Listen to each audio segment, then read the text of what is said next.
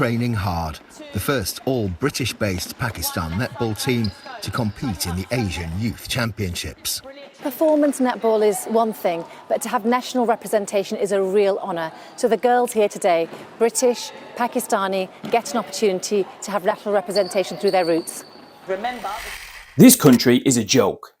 This is the UK mainstream media reporting on the first entirely British-born and entirely British-based netball team representing Pakistan at the Asian Championships as if that's something to celebrate.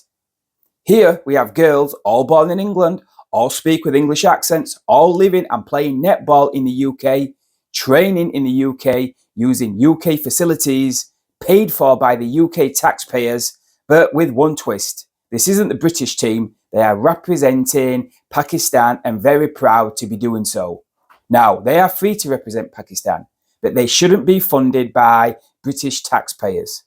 One girl unbelievably said she grew up in an area and she didn't feel like she belonged because there were too many white people. Now she feels better being around her own people, and it's great she gets to represent Pakistan, which she considers her home nation. Why aren't they living in Pakistan? Plenty of her people there. Isn't it funny? They talk about what a great country it is and they are proud to represent it, yet they choose to live in the UK. They've no interest in living in Pakistan, have they?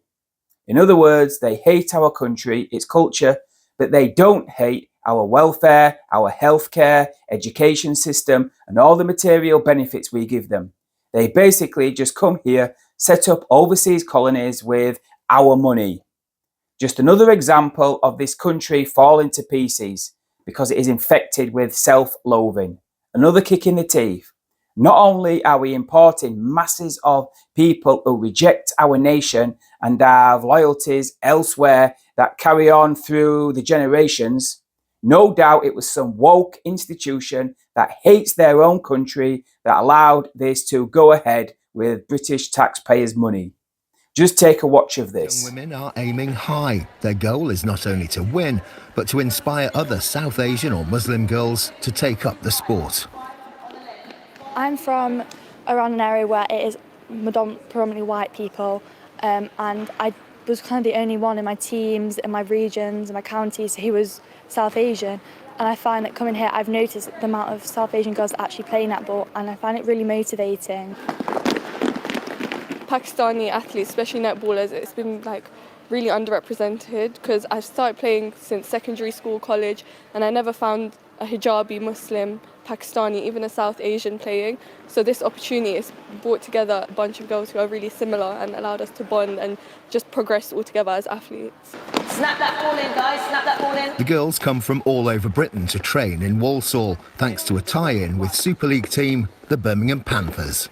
Last year, politics prevented many of these players taking part in the Asian Netball Championships.